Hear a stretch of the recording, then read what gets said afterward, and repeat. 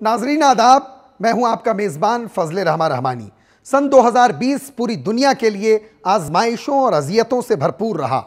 Corona virus से फैली आलमी वबा की वजह से पूरी दुनिया को समाजी, सियासी और माशी बदहाली का सामना करना पड़ा। भारत जैसे हसास मुल्क में ताहम ये वबा भी फ़िरका वारियत का लिबादा ओढ़कर नाजिल हो गई।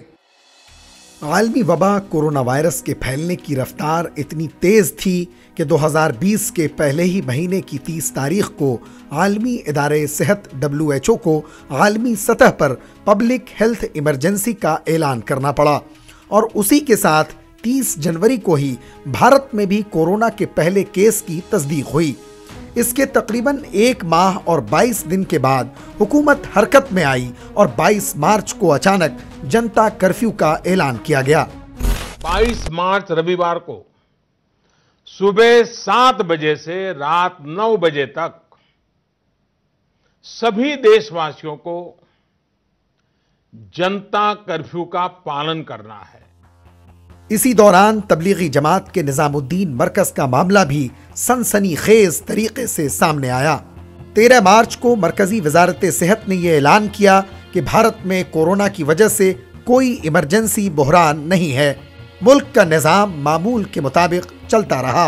मरकज निजामुद्दीन में तबलीगी जमात के तयशुदा प्रोग्रामों का सिलसिला भी जारी रहा। मरकज में 8 से 10 मार्च को आलमी मशवरा और 15 से 22 मार्च तक रियासती जोड़ का एहतमाम किया गया, लेकिन 22 मार्च को अचानक जनता कर्फ्यू के ऐलान के बाद तमाम प्रोग्राम्स को मनसूख कर दिया गया। जनता कर्फ्यू के अगले ही दिन 23 मार्च को तबलीगी जमात की जानिब से निजामुद्दीन के SHO को एक मकतूब तहरीर करके मरकज में फंसे लोगों को उनके वतन पहुंचाने का नज़्म करने की दरखास्त की गई। पहले खत का कोई जवाब नहीं मिलने पर 25 मार्च को दूसरा खत लिखा गया, जिसके बाद ये मामला हुकूमत की नोटिस में आया और सियासत से कोसों दूर तबलीगी जमात सियासत के खतरनाक भंवर में फंस गई। 30 मार्च को तबलीगी जमात के खिलाफ मीडिया में आवाज बुलंद होने लगी। हर तरफ शोर मचा कि मुल्क में कोरोना वायरस के फैलाव के लिए तबलीगी जमात के अरकान ही जिम्मेदार हैं। मीडिया में दिन भर तबलीगी जमात और निजामुद्दीन मरकज के खिलाफ आवाज उठने के बाद पूरे मुल्क में मुसलमानों बिलखुसूस तबलीगी जमात से मुंसलिक अफराद के खिलाफ नफरत की आग भड़क उठी। मुल्क में कोरोना के फैलाव के लिए हर सतह पर मुसलमानों को जिम्मेदार ठहराने की कोशिश की गई। मस्जिदों और मरकजों में फंसे हुए जमातियों को छुपा हुआ और बकिया लोगों को फंसा हुआ करार दिया जाने लगा। मुल्क भर में तबलीगियों की ट्रेसिंग और धरपकड़ ऐसी शुरू हुई जैसे मुल्क के किसी बड़े मुल्जिम के खिलाफ ऑपरेशन जारी हो। हुकूमत और पुलिस इंतजामिया की जानिब से जमातियों की गिरफ्तारी और अदालती कार्रवाई शुरू की गई, जिसमें मुतअद्दिद मीडिया इदारे हुकूमत की तायीद में सरगर्म रहे। इस नफरत अंगेज मुहिम का नतीजा ये हुआ कि मुसलमानों के लिए दायरा तंग हो गया। कहीं मुस्लिम सब्जी फरोशों और ठेले वालों का बायकाट किया गया, उनकी पिटाई की गई। कहीं दाढ़ी टोपी वालों के साथ बेईमाना तशद्दुद किया गया। कई मकामात पर पुलिस ने मसाजिद में घुसकर नमाजियों पर लाठी डंडे बरसाए, तो कहीं अस्पतालों, होटलों और दुकानों में मुसलमानों के दाखिले पर पाबंदी आयद कर दी गई। इस दौरान एक ऐसा वक्त आया जब कोरोना के यही मुबैना मुजरिम मसीहा बनकर सामने आए और हजारों कोरोना से मुतासिर मरीजों को अपना प्लाज्मा डोनेट करके उनकी सेहतयाबी में अहम किरदार अदा किया। अपना ब्लड देगा वो बहुत महान आदमी है, ग्रेट आदमी है जो अपना ब्लड दे। तो इसके लिए हम लोग आए थे कि आप सब इसके लिए तैयार हैं इंशाअल्लाह।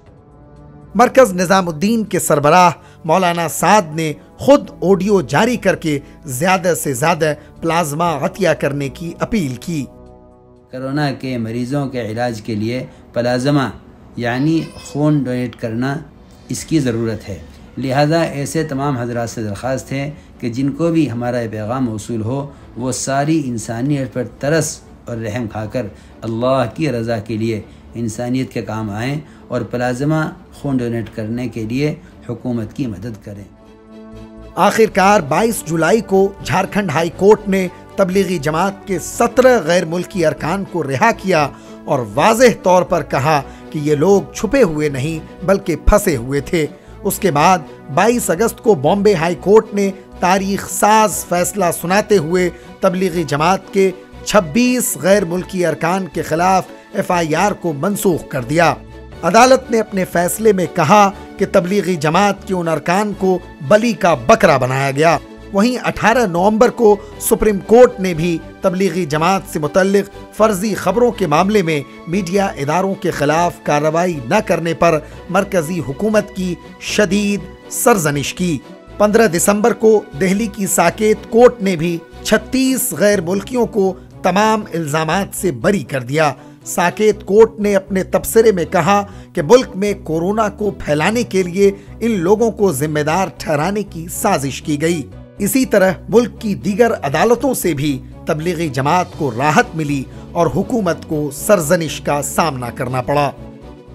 सन 2020 का साल तबलीगी मिशन के लिए बेहद सब्र आजमा साबित हुआ, लेकिन साल के इख्तिताम पर जिस तरह अदालतों ने इस जमात के अरकान की बेगुनाही पर मोहर तस्दीक सब्त की, इससे ये उम्मीद पैदा हो गई कि घटा टोप अंधेरों में बहरहाल कहीं उम्मीद की किरण भी मौजूद होती है। नाजरीन, मजीद खबरों, तज्जियों और पल पल के अपडेट्स के लिए अभी डाउनलोड करें ETV भारत ऐप या विजिट करें हमारी वेबसाइट www.etvbharat.com।